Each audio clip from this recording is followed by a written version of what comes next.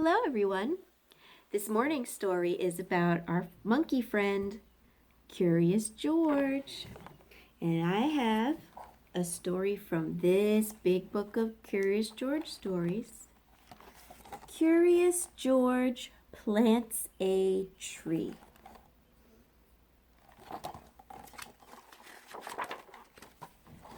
George was a good little monkey and always very curious.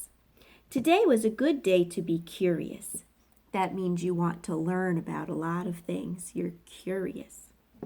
The man with the yellow hat was taking George to the Science Museum. The museum was one of George's favorite places. There was always something new to see and interesting to learn.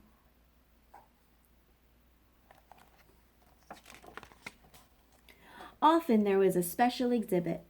George wanted to know what it was today. But first he had to make his favorite museum stops. The rocket room, the mirror maze, and the butterfly space.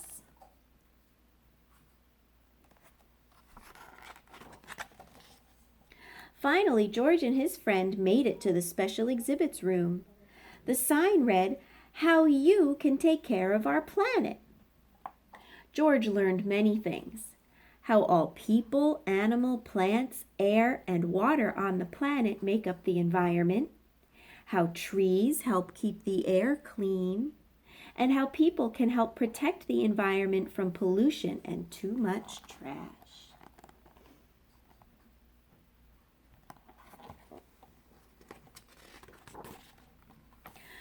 George had a great time and didn't get into any of his usual mischief. As he and his friend were leaving, they bumped into the museum director.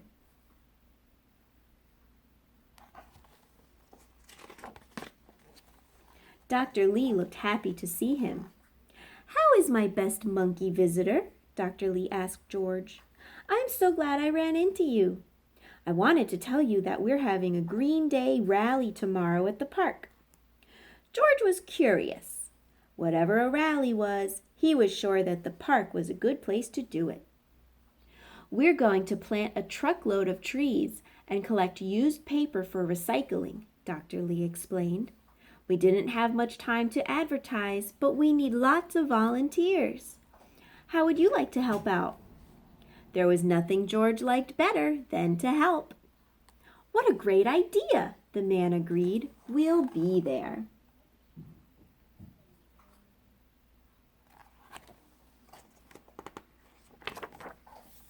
That night, George was ready to do his part for the recycling drive. He gathered every newspaper in the house. He stacked old mail on top of the papers. He piled empty cardboard boxes and food cartons on top of that.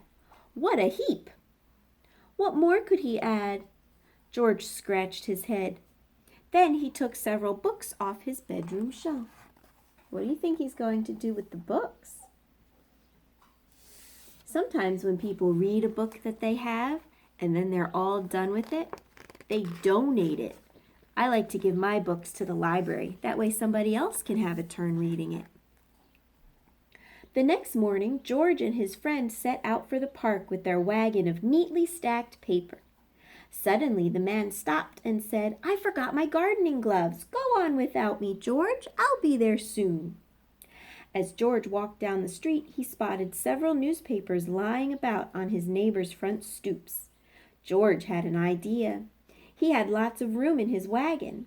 He could recycle all those newspapers.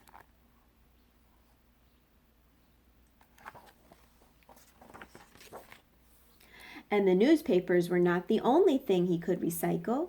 He noticed a stack of paper cups sitting on a table under a tree. Into the wagon they went. So did a pile of magazines and a heap of papers someone left on the sidewalk. Now it looks like George is really getting into the spirit of recycling, but he's taking things that weren't his things to take. Like here, there were some girls setting up a lemonade stand so people could buy a cup of lemonade. George took the cups. They needed those cups still. And at this magazine stand, people come by and buy a magazine, but he's just taking the magazines. I mean, all that stuff does go in the recycling, but people have to use it the way they want to use it first. George was happy with his great load. At the park, he found Dr. Lee standing under a big banner. "Good morning, George," Dr. Lee said. "I'm so glad you came and brought all your friends. We need lots of help to get the job done." George turned around. He was surprised to see so many faces, but they did not look very helpful. They looked angry. Why were those people feeling so angry? Those were the people who had all of the paper stuff that George took. The man with the yellow hat arrived just in time. He explained to their neighbors that George was gathering paper for a good cause. They were no longer mad. They even stayed to help plant the trees.